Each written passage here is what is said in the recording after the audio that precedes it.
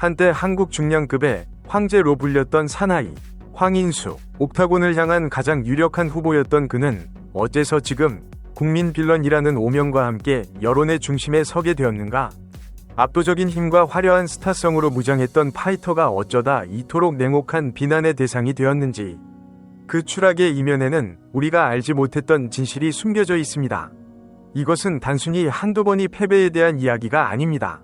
이것은 가오라는 이름의 허상, 엇갈린 운명의 라이벌, 그리고 여론이라는 거대한 파도에 휩쓸린 한 슈퍼스타의 위기에 대한 기록입니다. 그리고 지금 그의 마지막 자존심을 건 승부마저 무산될 위기에 처했습니다. 채널 구독과 좋아요 잊지 마시고 다음 소식과 이야기들도 놓치지 마세요. 황인수라는 이름은 한국 격투기 팬들에게 하나의 상징이었습니다. 초기 그의 모습은 지금과 사뭇 달랐습니다. 코수염과 다소 코믹한 인상을 주던 과거의 사진들. 하지만 대중이 기억하는 황인수는 완벽하게 조각된 근육, 세련된 스타일, 그리고 상대를 압도하는 강함으로 무장한, 그야말로 잘생기고 세 보이는 아이콘이었습니다. 그는 스스로를 브랜딩할 줄 알았고, 역전할머니 맥주와 같은 거대 스폰서의 지지를 받으며 자신만의 제국을 구축했습니다. 그의 행보는 거침없었습니다. 코너 맥그리거나 존 존스처럼 그는 단순한 파이터가 아닌 스타가 되길 원했습니다. 그의 자신감, 혹은 누군가가 말하는 가오는 그를 돋보이게 하는 가장 강력한 무기였습니다. 그리고 이 황제를 옥타곤으로 인도하기 위해 한국 격투기의 전설, 코리안 좀비 정찬성이 나섰습니다. 정찬성의 지원은 황인수에게 날개를 달아주는 듯했습니다. 모든 것이 완벽해 보였던 그 순간, 황인수는 일생일대의 기회를 맞이합니다. 바로 UFC 대표 데이나 화이트가 직접 지켜보는 컨텐더 시리즈였습니다. 전 세계의 강자들이 오직 UFC 입성 티켓 하나를 놓고 격돌하는 무대. 정찬성이라는 강력한 백그라운드가 만들어낸 황금 같은 기회였습니다. 한국 팬들의 모든 기대가 그에게 쏠렸습니다. 하지만 결과는 충격적인 패배였습니다. UFC로 가는 직행 티켓은 눈앞에서 사라졌습니다. 이 패배는 단순한 1패가 아니었습니다. 황인수가 쌓아 올린 최강자라는 이미지에 처음으로 선명한 균열이 가는 순간이었습니다. 그리고 공교롭게도 바로 그 시점, 예상치 못한 곳에서 또 다른 이야기가 시작되고 있었습니다. 황인수의 친구로 알려진 파이터, 고석현이었습니다. 황인수가 화려한 가오를 추구할 때 고석현은 정반대의 길을 걸었습니다. 그는 머리를 밀었고 오직 일만 집중하는 사람이라는 순박하고 우직한 이미지를 내세웠습니다.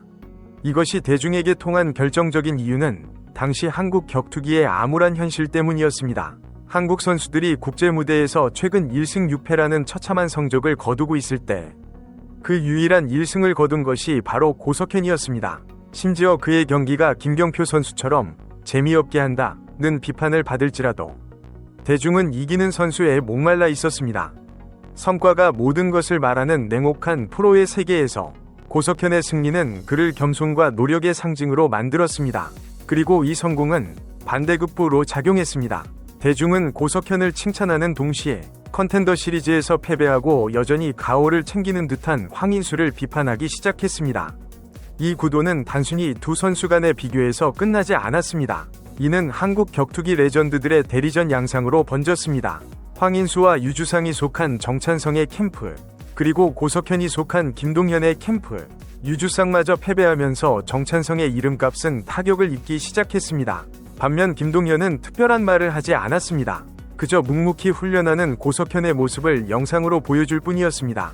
여론은 김동현의 방식을 진짜로 받아들였고, 위도와 상관없이 김동현이 정찬성을 이용해 주가를 올린 듯한 모양새가 되었습니다.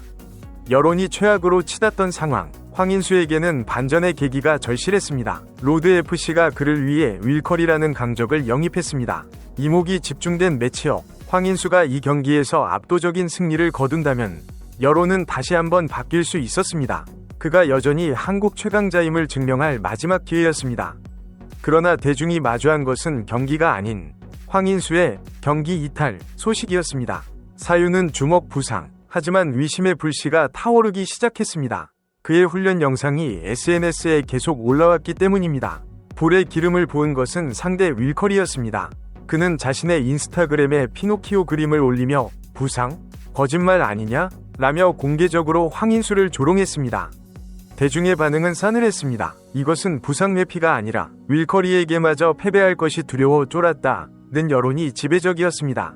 황인수가 인스타그램 라이브를 켜고 실제로 만나면 아무도 나에게 함부로 대하지 못한다. 벌레 같은 놈들이라며 강하게 이야기할수록 대중은 더욱 그에게서 등을 돌렸습니다. 정작 증명해야 할 승부의 순간에는 서지 못하고 화면 속에서만 강한 척한다는 비판이 쏟아졌습니다. 이것이 바로 가오의 역설입니다. 남들에게 만만하게 보이지 않기 위해 취했던 강한 태도는 이제 그를 불편한 사람, 허세뿐인 사람으로 낙인 찍었습니다. 황인수와 그를 옹호하는 정찬성은 말하면 말할수록 더 깊은 구렁텅이로 빠져들고 있습니다. 황인수 본인은 거대한 사업과 스폰서를 가졌기에 굳이 내 가오까지 버리면서 격투기를 해야 하나? 라고 생각할지도 모릅니다. 하지만 정작 그 태도야말로 그의 가오를 가장 크게 상하게 하고 있다는 사실을 그는 정말 모르는 걸까요? 이 구도는 단순히 두 선수 간의 비교에서 끝나지 않았습니다. 이는 한국 격투기 레전드들의 보이지 않는 명예, 스턴건, 김동현과 코리안 좀비, 정찬성의 대리전 양상으로 번졌습니다. 두 전설의 스타일은 극명하게 엇갈렸습니다. 스턴건, 김동현은 침묵을 선택했습니다. 그는 이 민감한 시기에 황인수나 정찬성을 직접 언급하지 않았습니다. 그저 묵묵히 계속해서 훈련하는 고석현의 모습을 자신의 채널을 통해 영상으로 보여줄 뿐이었습니다. 화려한 언변, 토크 티키타카이 아닌 땀으로 증명하는 과정을 택한 것입니다.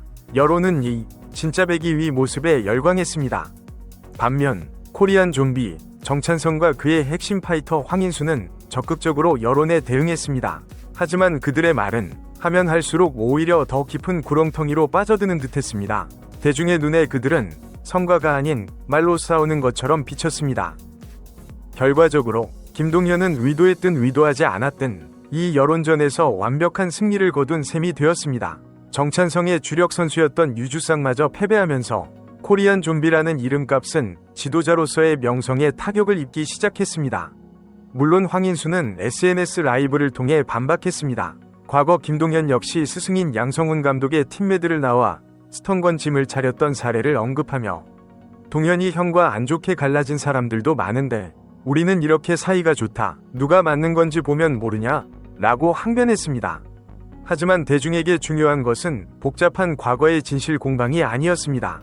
지금 당장 보여지는 것이었습니다.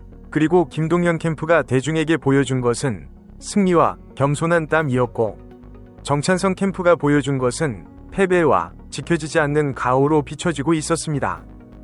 결국 황인수는 자신이 그토록 지키려 했던 가오라는 이미지의 감옥에 갇혀버렸습니다.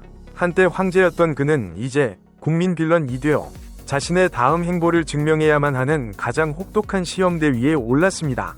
링 위에서의 강함이란 과연 무엇일까요? 그것은 보여지는 이미지입니까? 아니면 실제로 맞서는 승부 그 자체입니까? 황인수는 이제 어떤 길을 선택해야 한다고 생각하십니까?